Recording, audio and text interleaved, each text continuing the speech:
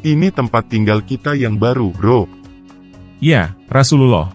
Ketika Nabi Muhammad hijrah ke Madinah, ada 3 suku Yahudi utama di daerah itu, Bani Qainuqa, Bani Nadir, dan Bani Quraiza. Nama asli kota itu adalah Yatrib. Di kemudian hari, sang Nabi mengubah nama menjadi Medina An-Nabi atau kota sang Nabi. Ini adalah benteng Bani Qainuqa.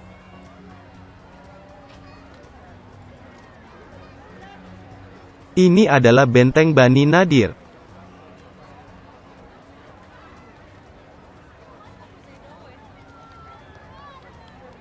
Huyai ibn Akhtab adalah ketua Bani Nadir. Inilah keluarganya. Dia adalah ayah dari Safiyah binti Huyai, seorang gadis remaja yang dianggap banyak orang sebagai gadis yang paling cantik di seluruh Medina. Saat itu, dia berusia 15 tahun dan merupakan anak kesayangan babehnya. Orang-orang Bani Nadir memiliki perkebunan pohon palem kurma yang merupakan sumber pendapatan mereka. Mereka merasa bangga akan perkebunan mereka yang subur. Nabi Muhammad membenci orang-orang Yahudi karena mereka menolaknya sebagai nabi, tidak tertarik pada Islam, dan tidak mau memberinya cukup uang bagi kebutuhannya. Suatu hari, Nabi Muhammad mengirim Abu Bakar untuk menemui Rabi Finhas ibn Azura, untuk minta uang. Rabi Finhas, celakalah kamu, takutlah Allah dan peluklah Islam, karena kau tahu betul bahwa Muhammad adalah utusan Allah yang telah membawa kebenaran bagimu dari Allah. Dia disebut dalam Taurat dan Injilmu. Jadi percaya dan terima kebenaran, dan beri Allah pinjaman hutang yang besar, sehingga ia dapat melipat gandakannya, berkali lipat baginya. Tetapi sebenarnya, Muhammad tidak pernah disebut dalam Taurat dan Injil. Rabi Finhas tahu bahwa Abu Bakar hanyalah tukang peras yang suka menyebut-nyebut Tuhan agar tampak suci.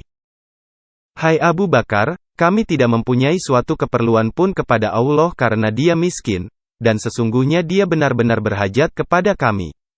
Kami tidak meminta-minta kepadanya sebagaimana dia meminta-minta kepada kami, dan sesungguhnya kami adalah orang-orang yang kaya, tidak memerlukan dia. Seandainya dia tidak memerlukan kami, niscaya dia tidak akan meminta utang kepada kami seperti yang dikatakan oleh teman kamu Muhammad. Dia melarang riba kepadamu, tetapi dia bayar riba pada kami. Seandainya dia kaya, niscaya dia tidak perlu bayar riba pada kami. Demi Allah, jika tiada perjanjian damai di antara kita, sudah aku tebas batang lehermu, dasar kamu musuh Allah. Nabi Muhammad marah karena para rabi tidak mau memberinya uang. Quran, Surah Ali Imran, ayat 181. Sesungguhnya Allah telah mendengar perkataan orang-orang yang mengatakan, sesungguhnya Allah miskin dan kami kaya. Kami akan mencatat perkataan mereka itu dan perbuatan mereka membunuh nabi-nabi tanpa alasan yang benar, dan kami akan mengatakan, rasakanlah oleh kalian azab yang membakar. Sombong banget, dasar Yahudi, sok tahu tentang Tuhan. Tunggulah balasannya jika kami sudah kuat. Pasti akan kita singkirkan mereka. Bagi Nabi Muhammad, semua orang yang tidak memberinya uang, dianggap sebagai musuh Allah yang jahat. Bahkan Tuhannya, Allah, juga meminta orang untuk memberinya pinjaman duit, dengan janji-janji bahwa ia akan bayar kembali berlipat ganda atau lebih di surga. Ini adalah ayat-ayat Quran di mana Allah minta duit pada umatnya.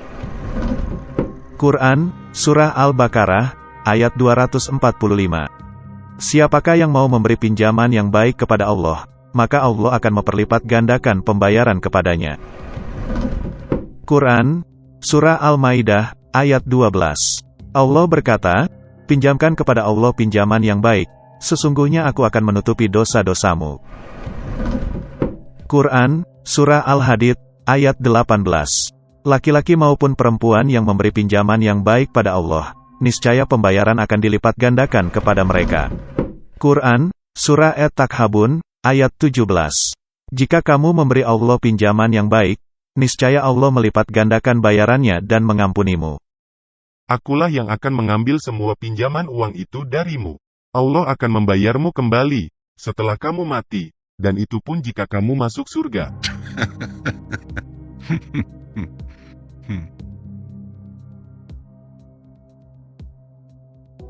Ketika Nabi Muhammad mengerti bahwa dia tidak dapat mengelabui orang-orang Yahudi, Dia memerintahkan tentaranya untuk menyerang dan merampas kekayaan mereka. Pada saat ini, aku sudah mengusir seluruh suku Yahudi Bani Kainuka dari Medina. Sekarang aku perlu menyingkirkan Bani Nadir dan mengambil alih kekayaan mereka. Aku harus cari alasan dulu untuk melakukan itu. Alasan itu datang ketika seorang muslim bernama Amir ibn Umayyah membunuh dan merampok 2 orang dari Bani Amir. Muhammad menerima 1/5 harta rampasannya.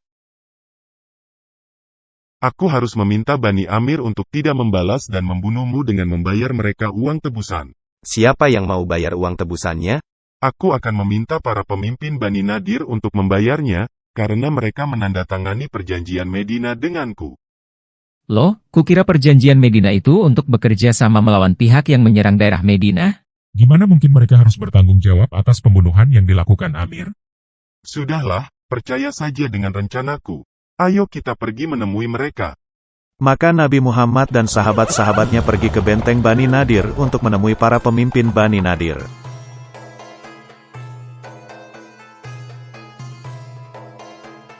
Huyai, aku ingin engkau membayar uang tebusan kepada orang-orang Bani Amir sehingga mereka tidak akan membunuh teman muslimku, Amir ibn Umayyah. Jadi dia membunuh 2 orang Bani Amir, dan kau ingin kami membayar uang tebusan untuk menyelamatkannya? Ya.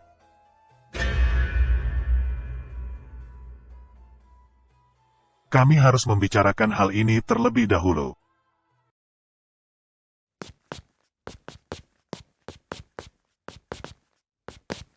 Gini masalahnya, jika kita tak mau bayar, maka dia pasti akan menyerang kita. Ya, seperti yang dia lakukan pada rekan Yahudi kita, masyarakat Bani Kainuka. Sudah, bayar saja agar nyawa kita selamat. Mereka lalu kembali menemui Nabi Muhammad. Baiklah, kami akan bayar uang tebusannya. Tapi kami mesti ngumpulin duitnya dulu. Kalian tunggu di sini saja.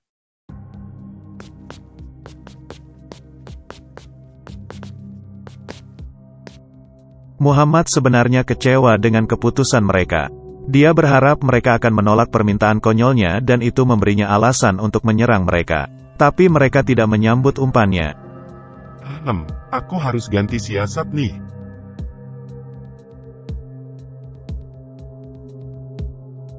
Tunggu saja di sini, jangan pergi kemana-mana. Aku akan kembali.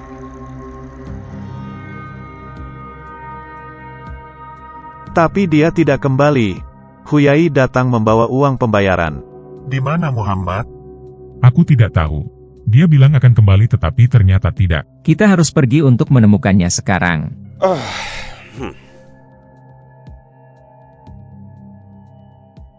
Mereka kembali ke masjid dan menemukan Nabi di sana. Mengapa engkau meninggalkan kami di sana? Oh, orang-orang Yahudi ingin membunuhku dengan melemparkan batu dari atas dinding di belakang kita. Aku kok tidak melihat itu. Gimana engkau bisa tahu? Jibril memberitahu aku. Gini sekarang, karena rencana jahat mereka melawan aku, sekarang kita harus membalas. Ali, pimpinlah pasukan untuk menyerang mereka. Baik, Rasulullah. Pada buku Sirat Rasul Allah yang ditulis oleh Ibn Ishaq, di halaman 437, tertulis bahwa Amir bin Jihash dari Banu Nadir memutuskan untuk melempar batu untuk membunuh Muhammad ketika dia berada di benteng mereka.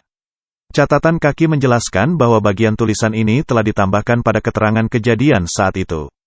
Sudah jelas bahwa jika Nabi memang telah mendengar rencana mereka, dia tentu tidak perlu komunikasi supernatural segala dari surga. Kemungkinan besar, Ibn Hisham, yang adalah editor tulisan Ibn Ishaq, menambahkan dan mengarang tulisan tentang Amir bin Jihash. Tentara Muslim berbaris ke benteng Bani Nadir dengan niat untuk menyerang dan menaklukkan mereka.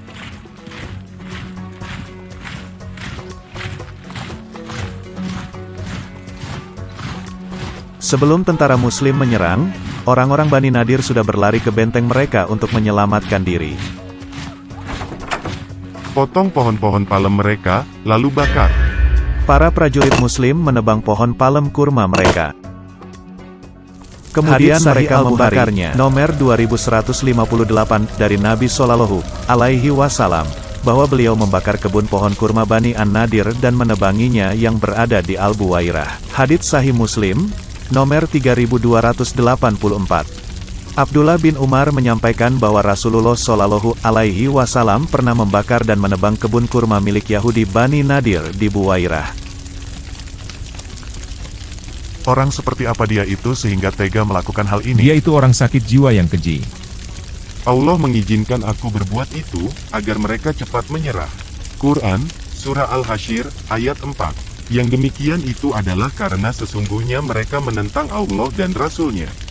Barang siapa menentang Allah dan Rasul-Nya, sesungguhnya Allah sangat keras hukumannya.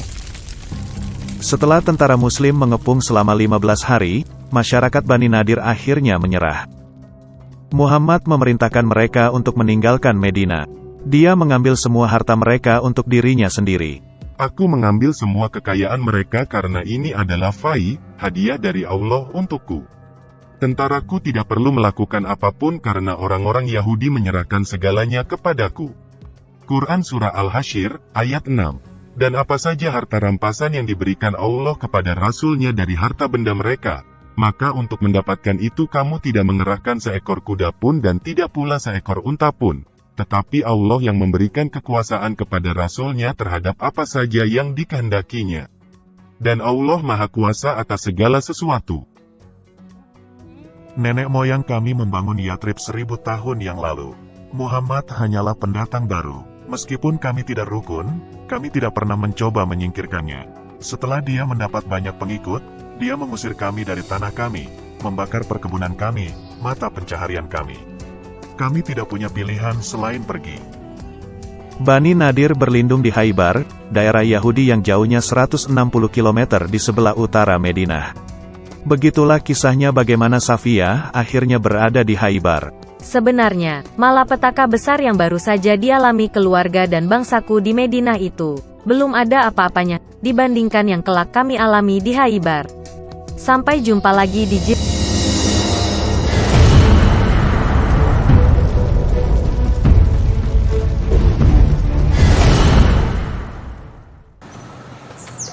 Oasis Khaybar adalah salah satu daerah paling subur dan terkaya di Arab Barat.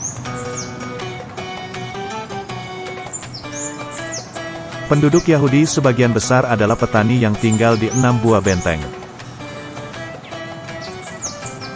Karena tanah mereka yang subur dan kemampuan untuk memproses tanah gurun menjadi tanah yang bermanfaat, orang-orang Yahudi Khaybar menikmati standar hidup yang lebih tinggi daripada kebanyakan orang di daerah tetangga.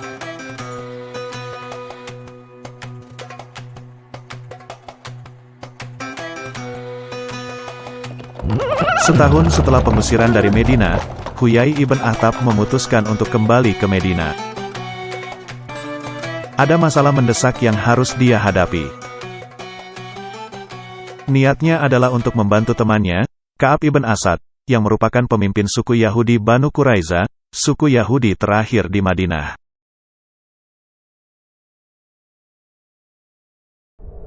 Pada waktu itu, Nabi Muhammad dan pasukan muslimnya sedang berperang dengan orang-orang Banu Quraiza. Huyai sedang berada di benteng Banu Quraiza ketika mereka menyerah kepada Nabi Muhammad. Tetapi Nabi tidak memiliki belas kasihan pada tawanan perang Yahudi. Mari kita lihat penjelasan dari sirat Rasul Allah oleh Ibn Ishaq, halaman 464. Kemudian Rasul pergi ke pasar Madinah, yang masih ada sampai sekarang, dan menggali parit di dalamnya. Kemudian dia mengirim pasukan untuk membawa tawanan-tawanan dalam beberapa kelompok dan memenggal kepala mereka di parit-parit itu. Ada sekitar 5 tahanan di setiap kelompok. Mereka dipaksa berlutut menghadap parit, di depan Nabi. Dan kemudian para prajurit melakukan pemenggalan.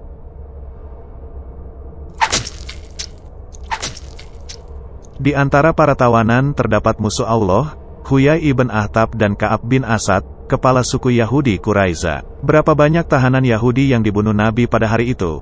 Ini keterangan dari Ibn Ishaq, ada 600 atau 700 secara keseluruhan, meskipun beberapa menyebut angka sebanyak 800 atau 900. Pemenggalan terus berlangsung sampai Rasul menghabisi mereka semua. 2 tahun setelah Nabi Muhammad mengusir dan membantai orang-orang Yahudi dari Madinah, ia memutuskan untuk menyerang orang-orang Yahudi Khaybar. Apa alasan serangan itu? Berikut adalah penjelasan dari sejarah Islam dari Al-Tabari, volume 8, halaman 117. Orang-orang dari Banu Sahm, yang merupakan bagian dari Aslam, menemui Rasulullah dan berkata, Rasulullah, demi Tuhan, kita mengalami kekeringan dan tidak memiliki apapun. Tetapi Rasulullah tidak memiliki apapun untuk diberikan kepada mereka.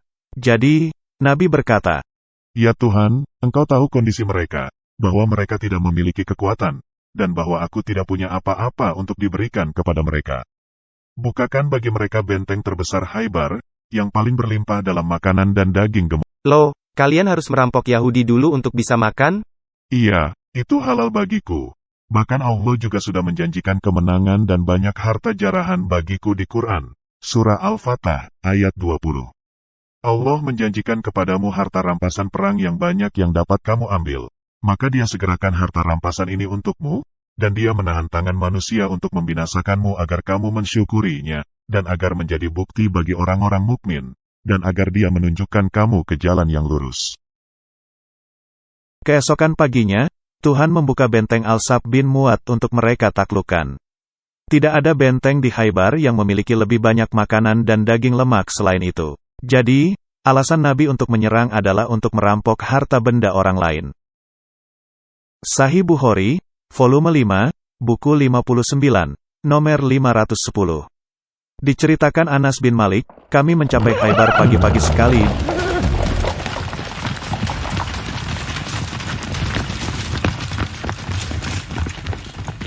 Dan penduduk Khaybar keluar membawa sekop mereka, dan ketika mereka melihat Nabi mereka berkata, Muhammad. Demi Allah, Muhammad dan pasukannya. Ayo kabur, lari, selamatkan nyawamu. Nabi berkata, Allahu Akbar. Khaybar hancur. Bukannya bersatu untuk melawan pasukan Muslim, orang-orang Yahudi malah memilih untuk bersembunyi di benteng mereka masing-masing yang terpisah, sambil berharap bisa bertahan lama sewaktu dikepung. Strategi defensif ini tidak tepat, karena Muhammad akhirnya menaklukkan benteng mereka satu persatu dalam waktu singkat. Nabi Muhammad menggunakan ketapel raksasa yang disita dari benteng Marhab untuk menghancurkan tembok benteng lain.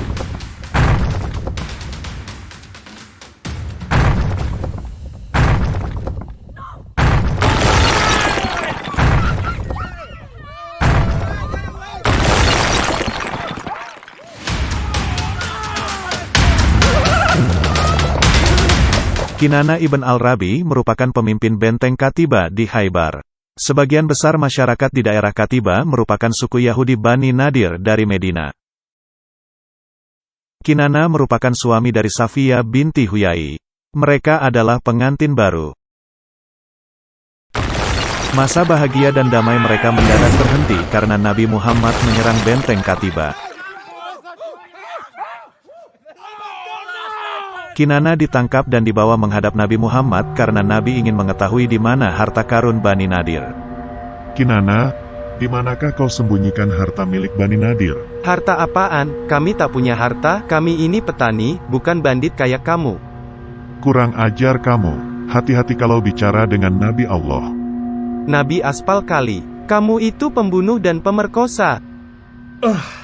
Zubair, siksa dia sampai mengaku. Baik, Rasulullah. Zubair mengambil ranting dan menyalakan api di dada Kinana, membakarnya sampai mengakibatkan rasa sakit yang parah. Sebelum disiksa, Kinana telah terluka, sehingga sewaktu disiksa, dia pingsan, tapi dia tidak mengaku apapun. Wah, si kafir pingsan. Maslamah, potong kepalanya. Baik, Rasulullah.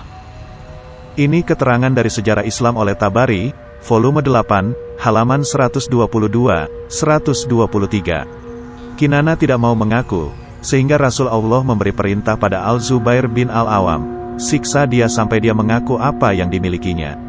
Al-Zubair terus saja memutar tongkat api di dadanya sampai Kinana hampir mati. Lalu Rasul Allah menyerahkannya kepada Muhammad bin Maslamah, yang lalu memotong kepala Kinana untuk membalas kematian saudaranya Mahmu bin Maslamah. Menurut Waqidi di bukunya Al-Maghazi, halaman 351, semua lelaki Yahudi kalangan atas di Khaybar dibantai. Sedangkan untuk bangsawan orang Yahudi, dan orang-orang berada di antara mereka, yakni anak-anak laki Abu Huwaqiyah, Salam bin Miskam, dan Ibn al-Ashraf, telah dibunuh. Orang-orang yang tersisa adalah mereka yang tidak memiliki kekayaan dan para buruh.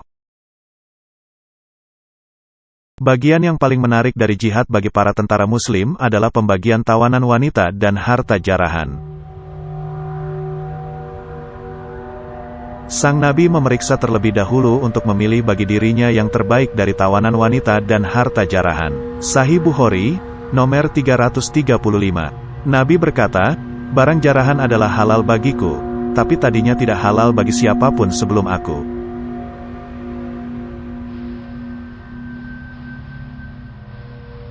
Seorang prajurit Muslim bernama Dihya Al-Kalbi tidak sabar menunggu jatah jarahannya. Ketika Nabi Muhammad masih memilih-milih, Dihya datang menemuinya. Ya Rasulullah, berikan padaku seorang dari para tawanan wanita. Baiklah. Silakan pilih yang kau sukai. Dihya segera pergi dan mengambil Safia. Kau sekarang jadi milikku, Safia. Loh, aku juga pengen dapat dia. Wah, dia dapat yang tercantik. Haha, lo semua lambat sih.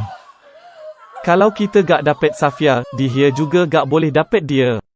Betul, mari temui Nabi. Saat itu, Nabi Muhammad sedang membagi harta jarahan. Semua jarahan yang diambil dari benteng Nata dan Sik adalah milik para prajurit. Semua jarahan dari daerah Katiba adalah milikku. Dihya membawa Safia ke podoknya. Safia, aku telah kenal kamu sejak di Medina. Aku selalu menginginkanmu untukku sendiri. Sekarang Allah mewujudkan keinginanku. Jangan sentuh aku. Kau pasti akan suka padaku. Sembarangan, aku ini sudah menikah.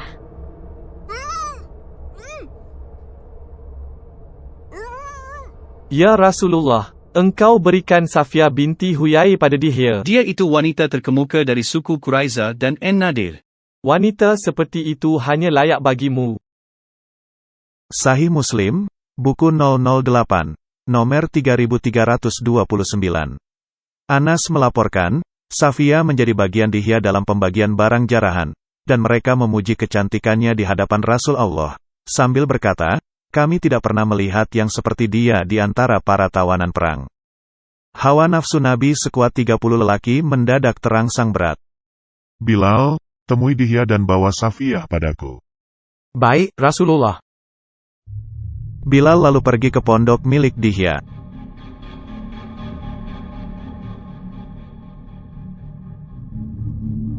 Aku lagi sibuk nih. Pergi lo.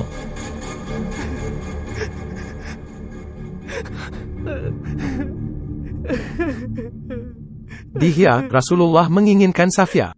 Berikan dia padaku. Ya enggak bisa, dia kan sudah memberikan Safia padaku. Hey. Bilal membawa Safia dan saudara iparnya menemui Nabi Muhammad agar Nabi bisa memilih salah satu atau keduanya baginya. Tapi Dihya belum mau menyerah. Kurang ajar kamu. Safia itu milikku. Sewaktu melihat mayat abangnya, adik perempuan Kinana menjerit histeris.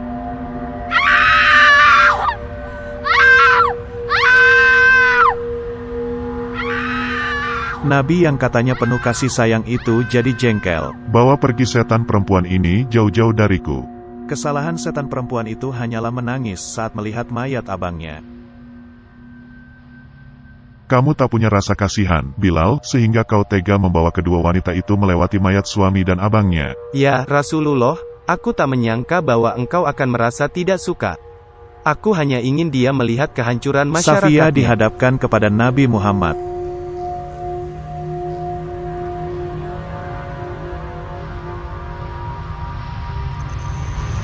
Nabi lalu mengenakan jubahnya pada Safia, sebagai tanda bahwa Safia adalah miliknya. Sahih Bukhari, nomor 2228. Safia merupakan salah seorang tawanan wanita. Dia awalnya adalah bagian jarahan Dihya Al-Kalbi, tapi dia lalu dimiliki Nabi. Tapi Dihya tidak mau menyerah begitu saja.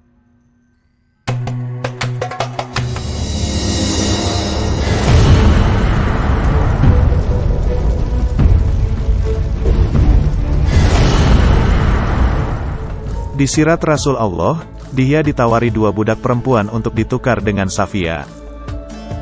Tetapi dalam Sahih Muslim, dia mendapat 7 budak. Bagaimana bisa dari 2 budak menjadi 7 budak? Pasti terjadi tawar-menawar yang alot antara Dihya dan Nabi. Rasulullah, Ini sungguh tak adil. Engkau telah memberikan Safia padaku. Aku berubah pikiran. Aku beri engkau 2 saudara sepupu Safia sebagai gantinya. Kau pasti suka mereka yang muda dan cantik. Engkau bisa menikmati mereka nanti malam. Rasulullah, aku tidak tertarik sama gadis-gadis ini. Pakai sendiri saja mereka, aku hanya butuh Safia. Dihya, jangan rewel kamu. Aku tambah dengan 3 anak laki. Kenikmatan 2 kali lipat. Gimana? Wah, aku gak butuh mereka. Kembalikan saja Safia padaku. Kutambah 2 wanita. Total jadi 7 budak, 7 kepala, semua untukmu. Gimana? Rasulullah, aku sudah punya cukup budak dari jihad yang lalu. Aku hanya ingin Safia. Dihya, dasar kepala batu. Ambil apa yang kutawarkan sebelum aku berubah pikiran dan memotong batang kemaluanmu. Dihya tahu bahwa Nabi benar-benar serius. Dia lalu mengambil ke-7 budak pemberian Nabi dan bergegas pergi. Nabi Muhammad segera membawa Safia ke tendanya. Ketika Nabi hendak menghampiri Safia, dia menolak. Bagaimana mungkin dia bisa menyerahkan dirinya pada pria yang beberapa jam yang lalu baru saja membunuh keluarganya yang dikasihinya? Kenapa kau menolak aku, Safia? Aku tak suka sama orang yang suka main bunuh, rampok, jarah. Wah, ngawur itu. Bukan kami yang melakukan itu, tapi Allah lah yang membunuh mereka melalui tangan-tangan kami. Ini ayatnya. Quran, Surah Al-Anfal, ayat 17. Sebenarnya bukan kamu yang membunuh mereka, melainkan Allah yang membunuh mereka. Selain itu, kafir bukanlah orang-orang yang tak berdosa, mereka itu menolak Allah. Begitu kami telah membunuh mereka, maka halal bagi kami istri-istri dan anak-anak perempuan mereka. Menurut Quran, Surah An-Nisa, ayat 3 dan 24, Surah Al-Mu'minun, ayat 6, Surah Al-Ahzab, ayat 50, Surah Al-Ma'arij, ayat 30. Karena itu janganlah bersikap begitu. Aku tak mau buang-buang waktu. Jika kau tetap menolak, maka aku akan kembalikan kau pada Dihya. Safia sadar bahwa dia tak berdaya untuk menolak. Aku pasti akan ditiduri paksa, jika bukan oleh Nabi, tentu oleh Muslim lain. Setidaknya, Nabi memiliki banyak jariah dari jatah 1/5 harta jarahan. Selain itu, dia punya banyak istri, sehingga dia tak bisa sering meniduriku. Dengan Muslim lain, aku akan digagahi siang malam, lalu dijual di pasar budak. Ketika Nabi sedang berbaring bersama Safia, dia mendengar suara di luar tenda. Dia memutuskan untuk pergi keluar untuk mengetahui sumber suara.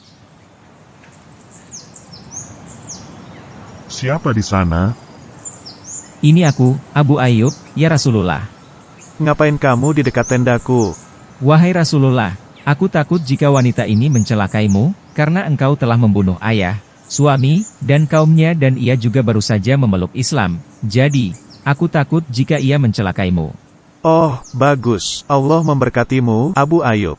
Berikut dari Sirah Nabawiyah, oleh Ibnu Hisham, halaman 608. Rasulullah bermalam dengan Safia binti Huyai di kemah beliau. Sedangkan Abu Ayyub Khalid bin Zaid dari Bani An-Najjar semalaman penuh menjaga dan mengitari kemah beliau dengan pedangnya yang terhunus. Pada keesokan harinya, ketika Rasulullah melihat Abu Ayyub berada di kemah, beliau bertanya, "Ada apa denganmu wahai Abu Ayyub?" Abu Ayyub menjawab, "Wahai Rasulullah, aku takut jika wanita ini mencelakaimu, karena engkau telah membunuh ayah, suami, dan kaumnya dan ia juga baru saja memeluk Islam. Jadi, aku takut jika ia mencelakaimu." Ini merupakan pengakuan jujur bahwa Nabi Muhammad dan pengikutnya tidak ragu merampok, membunuh kafir di pagi hari, dan lalu memperkosa para wanitanya di malam hari. Iya, selama itu tidak terjadi pada diriku dan keluargaku. Meskipun demikian, dia mengaku memiliki teladan moral terluhur di Quran. Surah Al-Ahzab, ayat 21.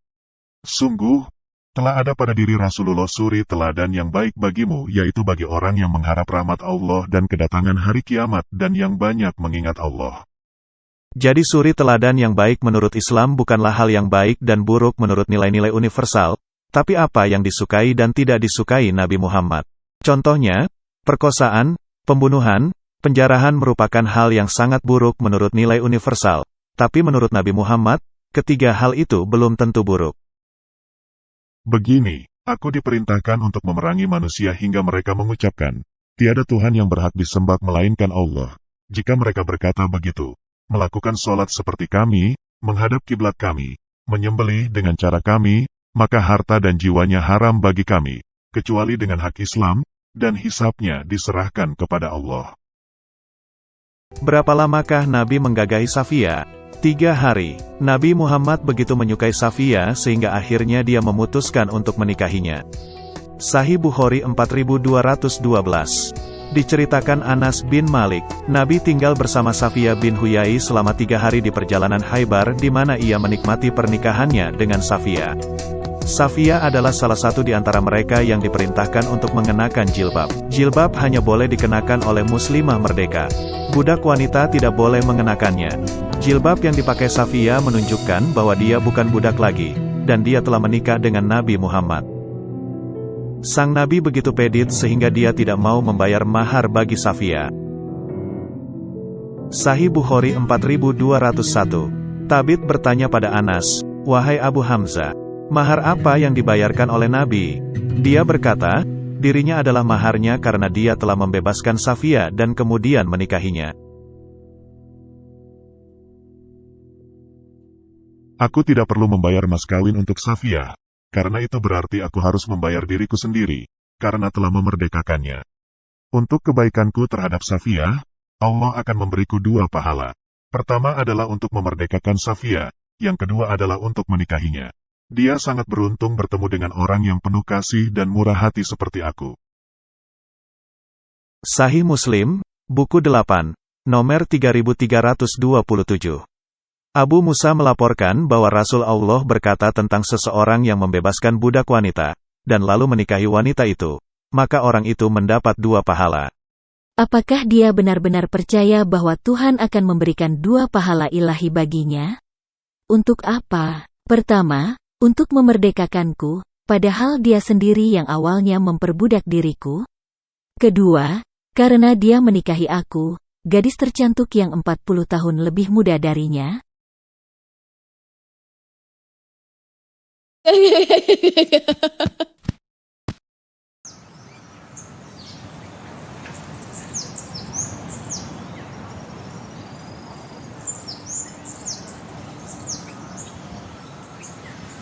Awalnya, Nabi Muhammad berniat mengusir semua masyarakat Yahudi Khaybar yang tersisa.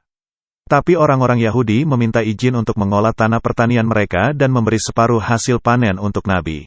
Setelah menaklukkan Khaybar, aku berkuasa atas tanahnya.